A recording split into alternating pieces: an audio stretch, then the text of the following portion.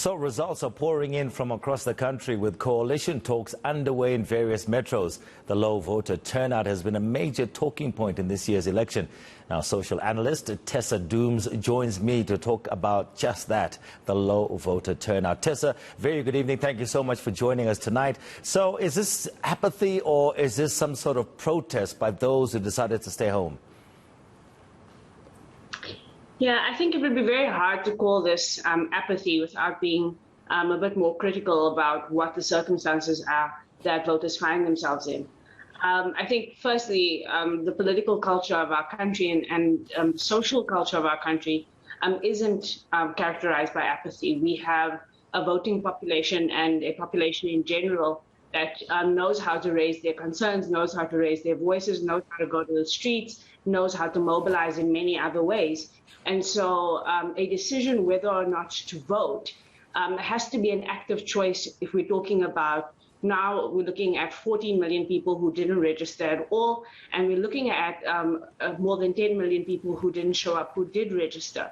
So when we look at that mass of people, we have to be more nuanced in our approach and say that this can't just be about people not caring. This is about people saying that, number one, the political options available either have not engaged them and reached them, or are not sufficient, or they just don't trust the political system and the vote to deliver for them. And both of those things should be a concern to us. It should be a massive concern. But, you know, we've been covering, obviously, lead up to the election and so forth, and talking to so many people on the ground. Some of the things that they were concerned about is service delivery, it's, you know, corruption. Let me ask you, you know, we've had the Zondo Commission on television for, you know, goodness knows how long now. There seems to be no end to it. Nobody seems to, you know, be held accountable at the end of the day. I mean, how much does this play into the psyche of all of us who keep track on all of this? Yeah, I think the question about corruption at the Zondo Commission at the national level is not the conversation of this election. I think people in their local municipalities and communities would know of corrupt activities that have become really everyday practice in our society.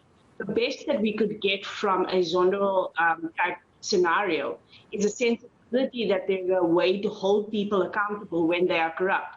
But really what we need more of is a clear line of sight for the voter at local level that says, if I elect somebody into office and they, number one, don't deliver, or number two, are corrupt, that I know exactly what the channels are I can take to remove them, because I put them there. So I don't have to wait for a Zondo Commission. I need to know, who do I speak to? How do we get a petition going? How do we get somebody removed? You know, somebody was asking, can we lay criminal charges against somebody who doesn't perform as a ward councillor, as a PR councillor, as a party? And I think those are the things that citizens are interested in now. What can they do? What are they empowered to do after this vote, so they don't have to wait for the hawks of the Zondo Commission or anyone else to act on their behalf? And that is true democracy. You're talking about the coalface of all of this, isn't it? Where government really meets the people. Do you think now, that, you know, we're at so many independents, we're yet to see just how well those independents did. A lot of smaller parties did well as well. Is that also another form of protest from people saying, listen, you know what, I don't have faith in, you know, giving my vote to the same person or same party for so long, nothing seems to change. Is this another way of people saying, listen, you know, we've had enough? I don't think that you can call somebody voting for a new party, a small party, an emergent party, a protest. I think people walking away from the ballot box and saying, I don't want to participate, can be seen as protest. They're voting with their feet. We're choosing independent candidates, small parties, local parties is what I would rather call them, are saying that we are looking for a different kind of party dynamic. We're looking for a different kind of representation. And we don't trust that a party that is big, that is there far, that is in the national government space right now, is going to understand what's happening in my street, in my community.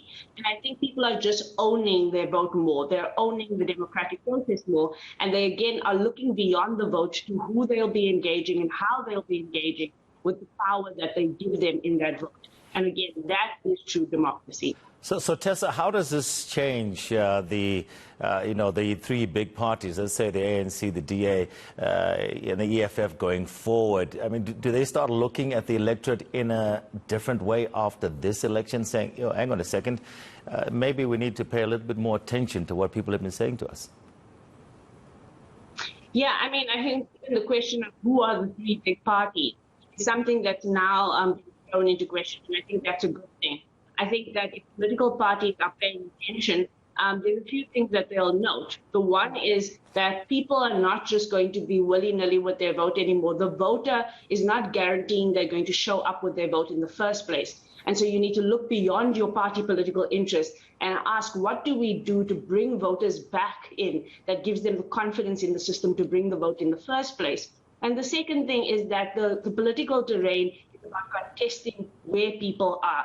And people are choosing parties closer to them. They're choosing parties that have representatives that they know and trust. They're choosing parties that are not entangled in complex bureaucracies. And maybe these bigger parties need to think about what their electorates see in smaller parties that they could emulate rather than the other way around.